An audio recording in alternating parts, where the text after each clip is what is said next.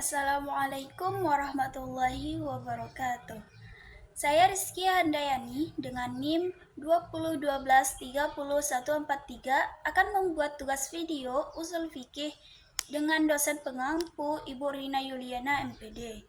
Di sini saya akan membahas mufasar dan muhkam. Yang pertama, pengertian mufasar. Mufasar adalah lafaz yang menunjukkan kepada maknanya sesuai yang dimaksud oleh konteks kalimatnya. Lafaz mufasar terbagi menjadi dua jenis, yaitu lafaz yang sudah jelas dan rinci sehingga tidak perlu penjelasan lagi, atau lafaz yang awalnya mujmal atau global kemudian datang penjelasan yang rincinya sampai jelas dan dapat dikatakan. Dilihat dari dalalah terdapat makna.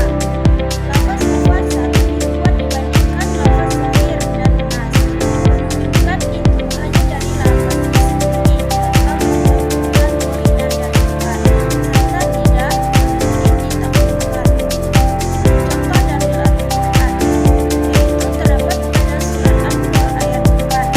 Analisis ayat. Potongan ayat ini termasuk lafaz mufasar karena maknanya serba jelas dan rinci, yaitu mendatangkan hukuman 80 kali bagi orang yang berbohong dan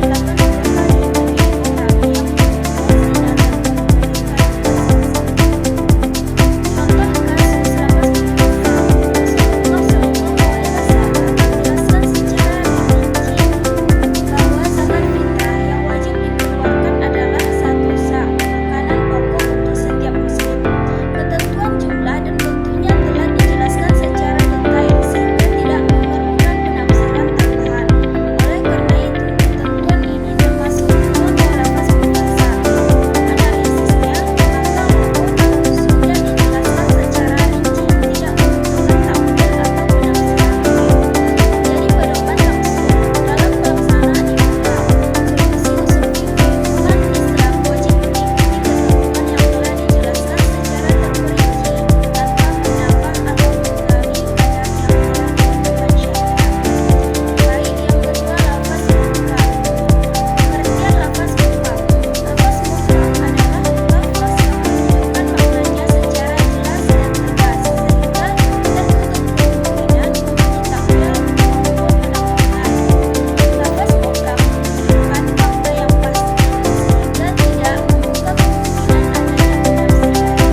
Oleh karena itu, hukum yang dikandungnya tidak dapat dihapus baik oleh Allah maupun Rasulullah. Contoh dalil Al-Quran terdapat pada surat An-Nur ayat 4,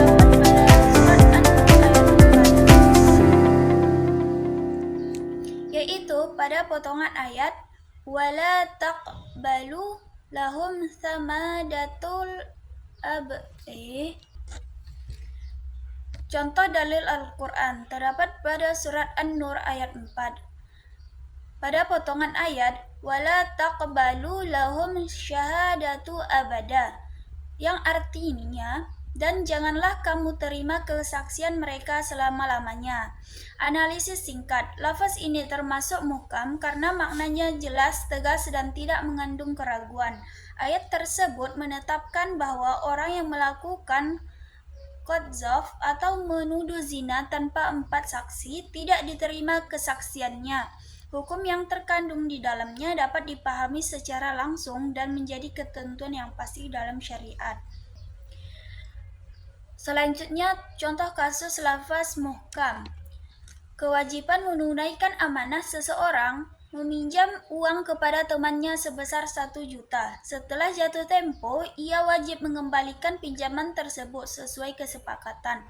Kewajiban menjaga dan menunaikan amanah merupakan hukum yang bersifat tetap, jelas, dan tidak berubah oleh waktu maupun keadaan. Dalil Allah Subhanahu wa Ta'ala berfirman, "Sesungguhnya Allah menyuruh kamu menyampaikan amanah kepada yang berhak menerimanya," merupakan kewajiban yang berlaku sepanjang masa. Surat An-Nisa ayat 58, ayat ini termasuk lafaz muhkam karena maknanya jelas, tegas, dan tidak mengandung kemungkinan makna lain yang bertentangan. Analisis menurut ulama usul fikih, lafaz muhkam merupakan lafaz yang memiliki tingkat kejelasan makna paling tinggi. Perintah menunaikan amanah dalam ayat tersebut tidak memerlukan penafsiran tambahan dan wajib diamalkan sesuai makna yang terkandung di dalamnya. Oleh karena itu, mengembalikan pinjaman atau menjaga titipan orang lain. Kesimpulannya, lafaz mufassar adalah lafaz yang maknanya telah dijelaskan secara rinci, sehingga tidak memerlukan penjelasan tambahan. Sedangkan lafaz muhkam adalah lafaz yang maknanya jelas, tegas, dan tetap berlaku sebagai dasar hukum. Keduanya termasuk lafaz yang jelas dan penting dalam memahami serta menetapkan hukum Islam. Baik, sekian penjelasan yang dapat saya sampaikan. Saya akhiri dengan wassalamualaikum warahmatullahi wabarakatuh.